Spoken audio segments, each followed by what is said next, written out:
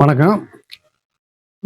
உங்களுக்கு இந்த ஆம்கோல் எப்படி வெட்டுறங்க விவரத்தை சொன்னேன். அதாவது இதுல இருந்து எப்போ ஆம்கோல் கோடு போட்டுருங்க, மேற்கொண்டு அரைஞ்சி இந்த பக்கம் கோடு போட்டு இப்படி வளைய இப்படியே எடுத்துட்டு அதுக்கு மேல இப்படி லைட்டா அப்படி வளைய எடுத்தீங்கன்னாக்க உங்களுக்கு இதுக்கு கை தைக்கும்போது இப்படி பெண்டா போகாது. இப்ப அந்த ஒரு டிப்ஸ் சொன்னேன். அடுத்த டிப்ஸ் கிராஸ் பெல்ட் எப்படி அமைக்கிறது, நல்ல அழகா பட்டியை எப்படி அமைங்கிறத இந்த வீடியோல பாருங்க.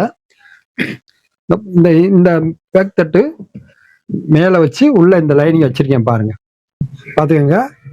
அந்த சட்டைக்கு டைமண்ட் கழுத்து போட்டிருக்காங்க, அதனால படம் வரைச்சிட்டேன்.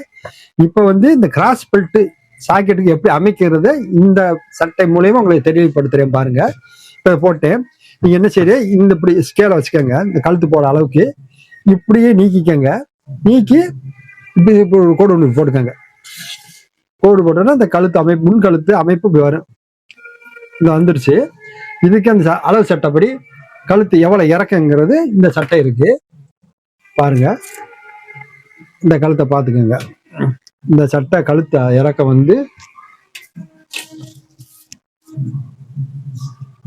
6 இருக்கு. அதே மாதிரி 6 இப்படி வச்சுக்கோங்க. கிராஸ்ல வச்சு இப்படி ஒரு கோடு போட்டுக்கோங்க.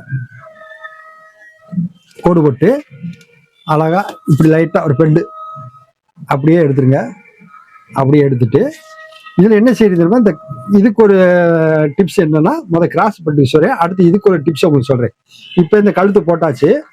கழுத்தை போட்ட பின்னாடி இந்த சட்டையை வச்சு நீங்க என்ன செய்யறீங்க,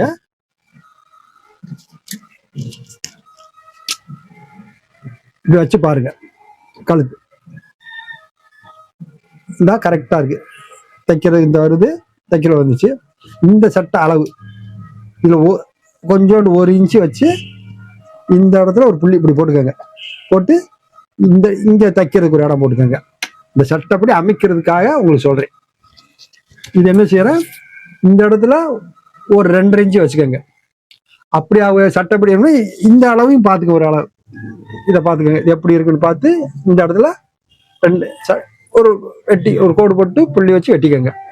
இப்ப இந்த சட்டை நான் எடுத்துட்டேன்.